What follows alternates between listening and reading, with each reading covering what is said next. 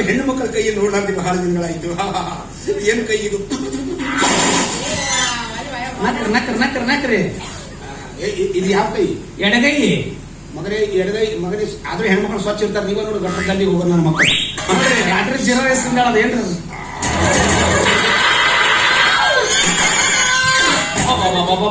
ಏನ್ ಹಿಡ್ತಾರಿ ನಿಮ್ಮ ಹಿಡಿತ?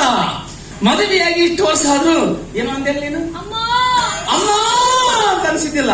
ಒಂದ ಹೊಡೆತಕ್ಕ ಅಮ್ಮ ಅನಿಸ್ಬಿಟ್ರಲ್ಲ. ಸೂತಕ ಮುಂಡೆ ಮಗನಿಗೆ ತಪ್ಪೆ ಹಾಕಿ ಹೊಡ್ಕೊಂತೀವಿ.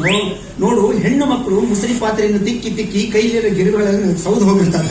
ಅದಕ್ಕೆ ಇಲ್ಲಿ ಹಾಕಿ ಹಿಂಗ ಅಗಿದ್ರೆ ಬುದುಕನ ಮ್ಯಾಲೆ ಹೇಳ್ತಾರೆ. ನೀವು ಬುದುಕನ ಮ್ಯಾಲ ನೀವು ನೋಡ್ರಲ್ಲ.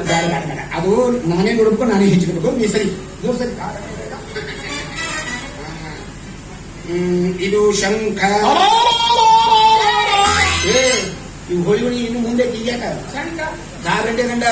ಈ ಶಂಖ ಅಲ್ಲ, ಇದು ಕೈಯಲ್ಲಿರುವ ಶಂಖ. ಇದು ಶಂಖ. ಇದು ಚಕ್ರ. ಹಾಗಲ್ಲ, ಇಲ್ಲಿ ಕೈಯಲ್ಲಿರುವ ಈ ಚಕ್ರ. ಇದು ಚಕ್ರ. ಅದು ತಿರುಗು. ಸುಂದರ ಗಂಟೆ ಗಂಡ.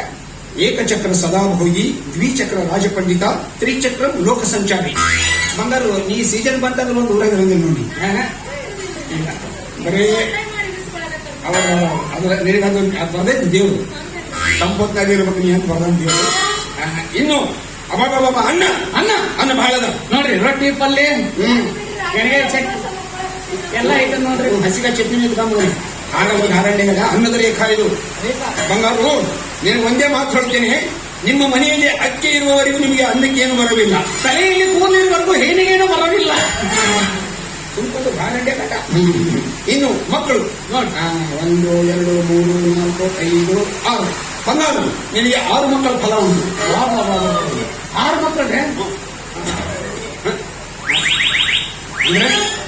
ಅಂದ್ರೆ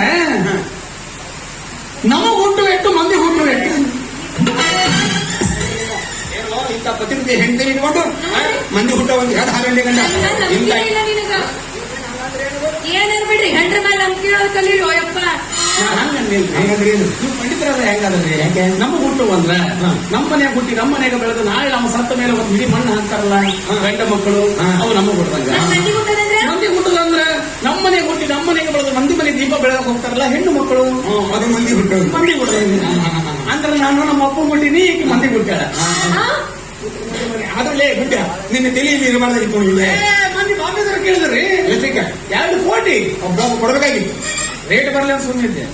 ಮಂದಿ ದುಬೈದವ್ರು ಕೇಳಿದ್ರು ಕೊಡಬೇಕಾಗಿತ್ತು 45 ಕೋಟಿಗೆ. 40 ಪೆಟ್ರೋಲ್ ಪುರುಷನ್ ಸಿಗ್ತೈತೆ. ರೇಟ್ ಬರಲಿ ಅಂತ ಸುಮ್ಮನಿದ್ದೆ. ಮೊನ್ನೆ ನಮ್ಮ ಇಂಡಿಯಾದವ್ರು ಕೇಳಿದ್ರು ನೋಡ್ರಿ, ಎಷ್ಟಕ್ಕೆ ಪುಕ್ಸೆಟ್. ಅವ್ರಿಗೆ ಕೊಡ ಮಾಡಿ. ಅಂದ್ರೆ ನಿನ್ ತಲೆ ಬೆಲೆ ಅವ್ರಿಗೆ ಅಷ್ಟ ಗೊತ್ತೈತ. ಅಷ್ಟು ಶಾಣೆ ಇದೆ ಅಂತ. ಹೋಗ್ಲಿ ಬಿಡ್ರಿ ಪಂಡಿತ್ರೆ, ನಮ್ಮನೆಗೆ ಬರಲ್ಲ. ಓಹೋ ಬಂಗಾರು, ನೀನಿಷ್ಟು ನನಗೆ ಪರ್ಮಿಷನ್ ಕೊಟ್ಟಿ ಅಂದ ಮೇಲೆ ಎಲ್ಲ ಕೆಲಸವನ್ನು ಬದಿಗಿಟ್ಟು ಗೋಧೋಳಿ ಹೊತ್ತಿನಲ್ಲಿ ಓಡೋಡಿ ಬರುತ್ತೇನೆ. ಓದೋಳೆ ಅಂದ್ರೆ ಗೊತ್ತಾಗಿಲ್ಲ. ಇಲ್ಲ. ಸಂಜೆ ಮುಂದೆ ದನ ಎಲ್ಲ ಮೇದ ಮನೆಗೆ ಹೊಂಟಿರ್ತಾವ. ಅವು ಇದನ್ನ ಮಾಡ್ಕೊಂಡ್ ಬಂದಿರ್ತಾವ. ಆದ್ರೆ ಹುಡುಕಿ ಇವ್ರು ಹಾಕಿ ನೋಡು. ನನಗೇನು ಏರಿಕೆ ಆಗುತ್ತೆ ಬಂಗಾರ ಹಾಕಲ್ಲಿ ಸಮುದ್ರ. ಅಲ್ಲ ಪಂಡಿತ್ರೆ, ಈಗ ನೀವು ಮನೆಗೆ ಬರ್ತೀರ ಅಂದ್ರೆ ನಾನು ಸ್ವಲ್ಪ ವ್ಯವಸ್ಥೆ ಮಾಡ್ಬೇಕು. ನೀವು ಹೊಟ್ಟೆಗೆ ಹೇಗೆ ತಿಂತೀರಿ? ಈ ಬರೋಬ್ಬರಿ ಯಾಕೆ ನೋಡ್ರಿ. ನೀವು ಹೊಟ್ಟಿಗೆ ಏನ್ ತಿಂತೀರಿ? ನಾವು 3 ಗುಟ್ಟಿ ಶಮಿ ತಿಂತೀನಿ. 4 ಬೇಕಾದ್ರೆ ತಿನ್ರಿ, ನಾವು ಇಡ್ತೀವಿ. ಅದಕ್ಕೆ ನಿಮ್ಗೆ ಶಾಲೆ ಕಲೀರಿ ಅಂತ ಹೇಳೋದು ಅಲ್ಲ ಬಂಗಾರು. ಈಗ ನೀವೇನ್ ತಿಂತೀರಿ? ನಾನು ಅದನ್ನೇ ತಿಂತೀರಿ. ಆದ್ರೆ ನಿಮ್ ಕಡೆ ರೊಟ್ಟಿ ಚಟ್ನಿ ತಿಂತೀರಿ. ನಾವು ಸ್ವಲ್ಪ ಬ್ರಾಹ್ಮಣರು, ಭೋಜನ ಪ್ರಿಯರು. ನಮ್ಗೆಲ್ಲ ಸ್ವಲ್ಪ ಆಹಾರ ಚೆನ್ನಾಗಿರ್ಬೇಕು ಅಷ್ಟೇ ತಿಂತೀವಿ. ನನಗೇನಪ್ಪಾ ಅಂತಂದ್ರೆ ಇವತ್ತು ಬರ್ತೇನೆ ನಿಮ್ಮ ಮನೆಗೆ. ನನಗೆ ಅಳೋದಾಗಿ ಹೆಸರುಬೇಳೆ ಪಾಯಸ ಮಾಡಿದ್ರು.